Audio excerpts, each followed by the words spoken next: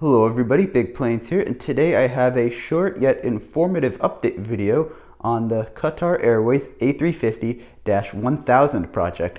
Now before I get into this short video on the landing gear, I would like to give a quick shout out to all of my patrons who have helped us support the channel over on Patreon. I know I have not been quite as active over the last 6 months as I have been in the past, so I really do appreciate all of these patrons who have stuck with the channel and have continued to support and help build these projects. You guys are awesome, and you are one of the main reasons why I'm able to build these planes. So, another update video. Finally, it's been about 8 or 9 days, so a little longer than I would have wanted, but in that time I have made a lot of progress on this, and I've really been taking my time to try to make sure that this area is done correctly. So that explains a little bit why there's a bit of a gap between this video and the last video, but regardless, I'm excited to share with you what I have done since the last video, especially pertaining to the landing gear area. Now, just a little bit of a disclaimer before we get into the nitty-gritty of this is that some parts here obviously are not filled in, some things are still temporary. I'm still waiting for some bricklink orders to come in for some parts, so you'll see especially along the leading edge and some curve slopes back here. There are still some things that are placeholder elements right now, and I'm waiting for an order to come in to replace those. So yes, the landing gear. This is something that is always very tricky on these larger models because they have to be able to support the immense weight of the airplane, which can range anywhere from 50 to 100 pounds for some of these larger planes. So that's a lot of weight, and I don't use glue on any of these sections, so it has to all hold together legitimately, right? It can't rely on non-LEGO elements to hold together. And then of course, in addition to that, it still needs to look good and it still needs to function. So it still needs to retract into the body.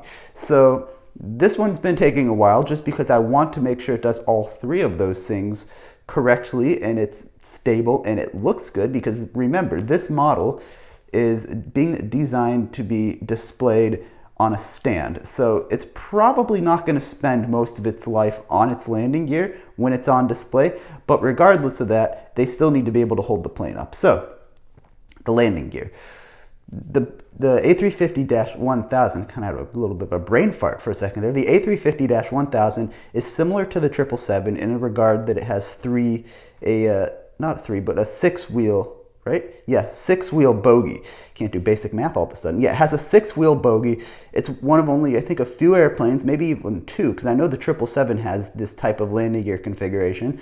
I'm not sure of any other planes that may have it. If you're aware of them, you can leave it in the comments below. But it has the A380 has it, that's right. It has the triple gear bogie, which is a pretty defining feature of the A350-1000 when compared to other A350 and 787 designs, which in my opinion brings this plane much closer to the 777 in terms of a similarity, a comparison, than it does the 787. Although it was originally designed, the A350, to be a competitor to the 787, this one, because it's so stretched, because it's a larger airplane, because it has the triple bogie, to me at least feels more like a 777 competitor. But yes, the triple bogie design shares some similarities with the design for my 777. It is quite beefy, and it's not entirely done yet because right now I just have a singular large strut, and typically for these landing gear designs I try to stay as true to the original airplane design as possible, and the A350 has two struts actually that go out in each direction like this, and then they fold inwards on themselves. So right now when this retracts, this strut does have to be removed to be retracted, which I'm not thrilled about. I'm working on ways to actually make this much more realistic than just having a singular large strut, except this at least holds, right? This is structurally stable. Now, I'm still figuring out whether having two smaller struts will be structurally stable or not. It may look good and it may function correctly, but if it can't hold the plane up, that's a big problem. So this is sort of where I'm at here.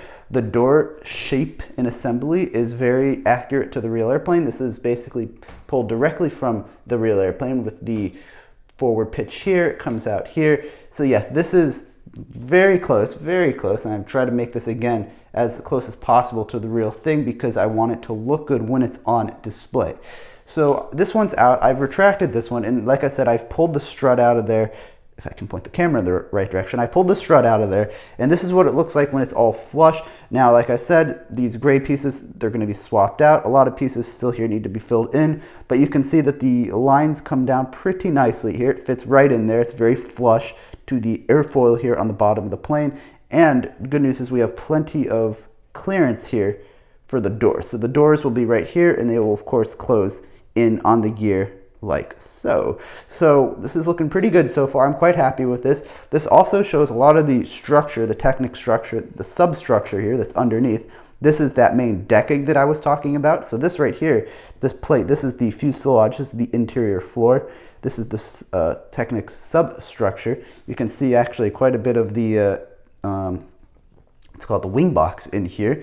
And then of course this right here is the main rigid backbone, the spar that runs up and down the length of the fuselage. And of course you can see some of the electronics poking out here. This is the IR receiver. This will of course control the left and right engines, the number 1 and 2 engines.